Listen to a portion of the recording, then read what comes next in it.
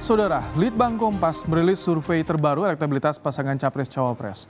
Dalam survei, pasangan Prabowo Subianto dan Gibran Rakabuming Raka mengungguli pasangan Anies Baswedan Muhaimin Iskandar dan Ganjar Pranowo Mahfud MD. Litbang Kompas hari ini merilis hasil survei terbarunya periode survei 29 November hingga 4 Desember 2023 dengan responden 1.364 orang di 38 provinsi. Sejumlah dinamika politik tergambar dalam elektabilitas Anies Baswedan Muhaimin Iskandar, Prabowo Subianto Gibran Rakabuming Raka, serta Ganjar Pranowo Mahfud MD.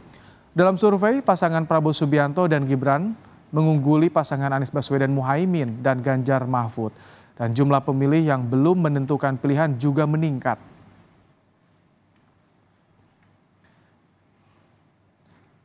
Mari kita lihat saudara hasil survei Litbang Kompas. Elektabilitas Capres-Cawapres periode 29 November hingga 4 Desember 2023. Untuk pasangan nomor urut 1, Anies Baswedan Muhaimin Iskandar mendapat elektabilitas 16,7%. Dan perolehan ini saudara menurun dari survei pada Agustus lalu yakni 19,2%.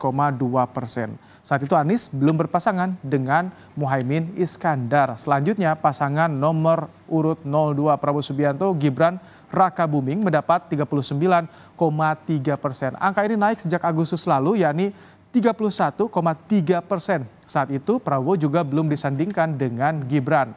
Kemudian pasangan nomor urut 3 Ganjar Mahfud mendapat 15,3%. Angka ini turun dari 34,1% pada Agustus lalu saat Ganjar, saudara, belum dipasangkan dengan Mahfud MD. Namun, saudara, di saat sudah saling berpasangan dan berkampanye, suara pemilih yang belum bisa menentukan pilihan dan bimbang justru meningkat jadi 28,7%. Ya, saudara, calon presiden nomor urut 1 Anies Baswedan menyambut perkembangan elektabilitasnya bersama Muhaimin dalam survei terbaru Litbang Kompas. Anies menilai hasil survei terbaru Litbang Kompas itu menunjukkan narasi perubahan mulai diminati dan dibutuhkan masyarakat. Anies menyebut tak khawatir dengan hasil survei dan optimistis elektabilitasnya akan terus meningkat. Menurut Anies, perjalanan yang ditempuh masih panjang. Tapi kalau dihitung, perjalanan ini masih panjang. Kami sudah berpengalaman amat lama berada selalu disebut nomor 3. Tapi kami yakin bahwa makin hari bahwa pemilih di Indonesia makin mencari informasi, makin memperhatikan, makin membandingkan. Nah, gagasan yang kami bawa adalah gagasan perubahan. Jadi kami yakin makin hari makin banyak warga yang menyadari bahwa memang kita sekarang membutuhkan perubahan. Sementara calon wakil presiden nomor urut 2 Gibran Rakabuming Raka meminta agar dirinya tak diberi laporan jika elektabilitasnya naik, kecuali jika ada penurunan. Gibran menyebut angka survei masih dinamis karena masih banyak responden yang belum menentukan pilihan atau undecided voters di angka 28,7%. Yang ditentukan berbagai faktor, salah satunya pasca debat nanti. Gibran bilang ia dan tim akan terus bekerja keras apapun hasil survei yang didapat. Sebagian besar masih nunggu debat ya. Kita tunggu aja 1 bulan ini, 2 bulan ini progresnya seperti apa ya.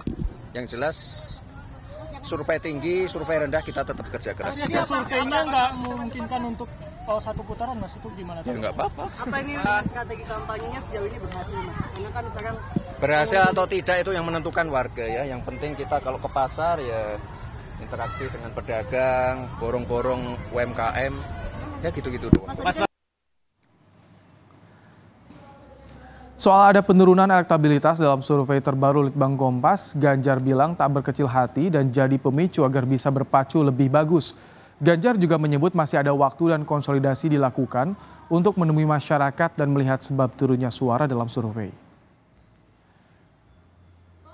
Tidak apa-apa, jadi sebenarnya ada survei-survei yang lain buat kami itu menjadi pemicu saja agar kita bisa berpacu lebih bagus lagi. Karena waktu masih ada dan konsolidasi sekarang sedang dilakukan. Jadi kita tidak berkecil hati, tugas kita temui rakyat, langsung kita berkomunikasi dengan mereka. Kita akan melihat apa titik-titik di mana di tempat itu turun dan sebabnya apa. Bagaimana dinamika survei calon presiden dan calon wakil presiden sejauh ini, Saudara? Kita akan berbincang bersama dengan peneliti Litbang Kompas, Yohan Wahyu. Selamat petang, Mas Yohan. Selamat petang, Ibrahim. Mas Yohan, survei dilakukan di masa kampanye. Bagaimana sih pengaruh dinamika kampanye yang tergambar pada elektoral saat ini, Mas Yohan? Iya, survei Kompas memang sengaja dimulai paling tidak sudah memasuki masa kampanye. Yang pertama kita memang menunggu pasangan calon resmi ditetapkan oleh KPU. Kemudian variabel kedua adalah masa kampanye sudah memasuki sehingga kita ingin melihat bagaimana persepsi publik tentang dinamika elektoral terkait kontestasi calon presiden dan calon wakil presiden ini. Jadi sebenarnya ini survei pertama dari Litbang Kompas dengan porsi atau dengan komposisi pasangan calon presiden dan calon wakil presiden yang sudah ditetapkan oleh KPU, Ibrahim. Jadi sebenarnya ini survei pertama dengan pasangan calon resmi yang sudah ditetapkan. Sebelumnya survei kita kan memang belum ada pasangan calon presiden dan pasangan calon wakil presiden resmi yang ditetapkan KPU, sehingga seringkali survei kita memang berada pada persaingan antar capres gitu ya, elektoral antar capres, belum ada pasangan. Nah, survei ini adalah survei perdana kita menguji pasangan yang sudah resmi ditetapkan oleh KPU, dan hasilnya memang sudah tadi ditayangkan ya, bahwa Pak Anies Muhaimin 16,7%, Pak Prabowo Gibran 39,3%, dan Pak Ganjar Mahfud 15,3%. Yang menjadi pertanyaan, kenapa 28,7%? Ya sebenarnya kita tidak bisa membandingkan dengan survei sebelumnya, karena kan desain surveinya kan baru tidak ada pasangan calon ya, belum ada pasangan calon survei kita sebelumnya. Tapi memang ada capres saja, sosok capres yang sudah diusul atau dideklarasikan oleh koalisi partai. Jadi begitu bagaimana Mas Yohan, memahami survei ini. Sebelum saya bahas soal tadi yang masih bimbang, cukup tinggi ya menaik angkanya. Tapi faktor apa sih Mas Yohan yang membuat perolehan Prabowo Gibran ini tinggi? Ada pula Anies Muhaimin yang mengejar Ganjar Mahfud, Mas Yohan. Iya, sekali lagi kita tidak punya patokan pembanding ya, karena ini survei perdana dalam format pasangan calon resmi ya. Jadi kalau memang kalaupun dibandingkan, memang kita hanya punya angka capres, elektoral capres di survei sebelumnya gitu. Memang kalau dibandingkan ada perbedaan elektoral gitu. Kalaupun kita mau membandingkan ya. Jadi misalnya Pak Ganjar mengalami penurunan dari semula elektoral dirinya sebagai capres terakhir itu 34,1 di Agustus, di survei Desember dengan format sudah berpasangan resmi itu sekitar 15,3%, ada penurunan.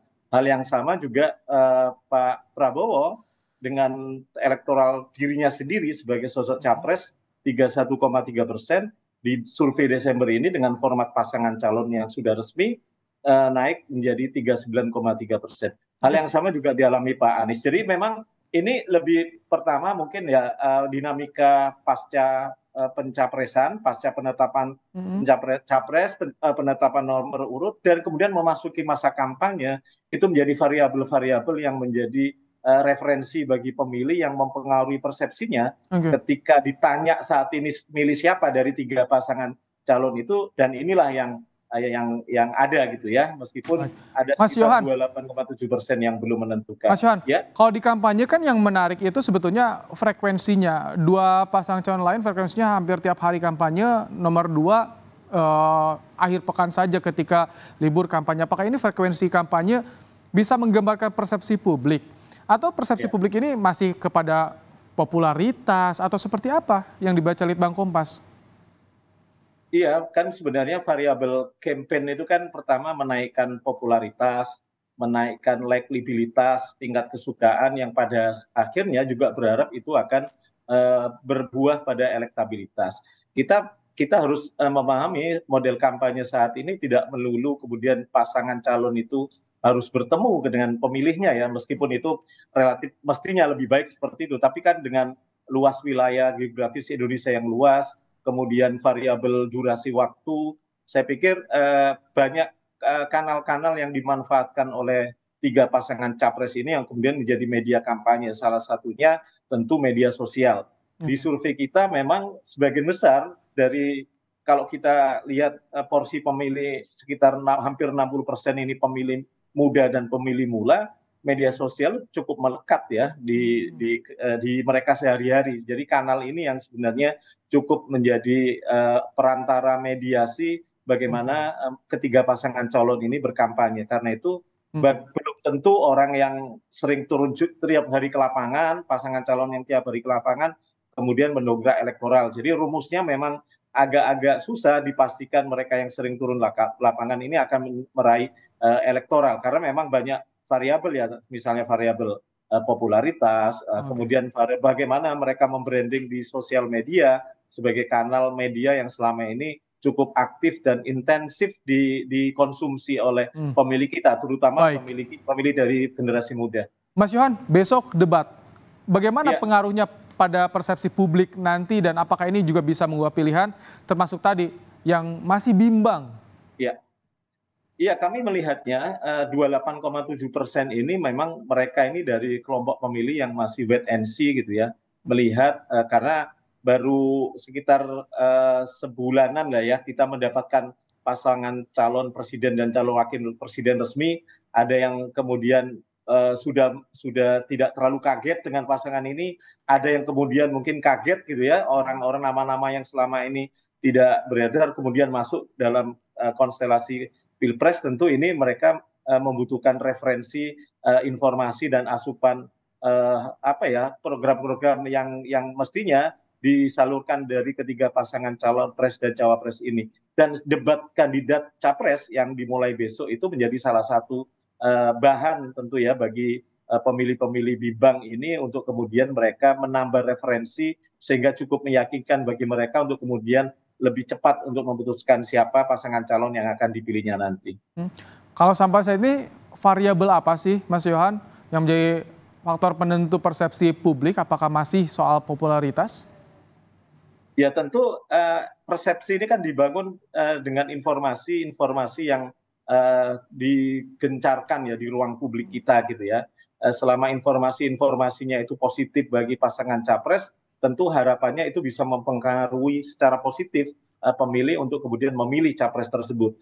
Tapi hal sebaliknya, jika persepsi yang dibangun itu negatif, tentu akan berdampak juga pada persepsi publik tentang pasangan calon tersebut. Jadi ini sebenarnya pertarungan opini, pertarungan informasi yang coba memasuki ruang-ruang persepsi publik. Sehingga ketika survei itu dilakukan tentu akan mengcapture bagaimana persepsi publik itu melihat konstelasi saat ini ketika survei itu dilakukan gitu ya. Jadi survei itu kan sebenarnya membaca pola, menangkap pola gitu ya. Seperti halnya kamera, ketika kita ngeklik kamera, kita kemudian mendapatkan gambar dari hasil kamera itu adalah gambar peristiwa pada saat kamera itu diklik gitu ya, bukan gambar yang akan nanti menentukan apakah gambar di akhir nanti misalnya itu sama persis seperti yang diklik di kamera itu. Bisa sama, bisa saja tidak gitu ya. Karena ini membaca pola semacam proyeksi seperti itu, dan ini setidaknya akan menjadi referensi terutama bagi kontestan pasangan capres cawapres, tapi juga bagi pemilih gitu ya, yang kemudian akan bagaimana mereka membantu mereka memberikan referensi kepada siapa mandat akan mereka berikan ketika 14 Februari 2024 nanti. Dengan yang bimbang 28,7% ini bagaimana ke depan elektoralnya bagi tiga kandidat yang memperebutkannya nih Mas Yohan? Iya, saya pikir semua tiga pasangan capres-cawapres ini punya peluang yang sama ya. Tapi jangan lupa selain undecided voter sekitar 28,7%, di masing-masing pemilih atau responden yang sudah menentukan pilihan ya, baik ke Pak Anies Mohaimin, ke Prabowo Gibran maupun Ganjar Mahfud, masing-masing dari kelompok pemilihnya ini juga kalau kita belah sebenarnya mereka juga sebagian sudah final gitu ya, sudah mantap dengan pilihannya, tapi sebagian lain juga mengaku masih bisa berubah gitu ya. Jadi rata-rata sekitar 30-40% di masing-masing kelompok pemilih ketiga paslon ini juga peluang berubahnya tetap terbuka lebar. Artinya kalau kemudian ditambah dengan undecided voter, sekitar rata-rata 40% sebenarnya menjadi pasar yang masih terbuka untuk pasangan capres dan cawapres untuk merebut simpati, merebut perhatian, sehingga mereka mampu mencuri perhatian pemilih yang diharapkan mampu menjadi elektabilitas ya di hari pemungutan suara nanti. Semua pasti punya peluang. Oke. Mas Yohan, peneliti Litbang Kompas, terima kasih telah menyampaikan ulasannya soal hasil survei Litbang Kompas hari ini dalam program Kompas Petang. Terima kasih Mas Yohan.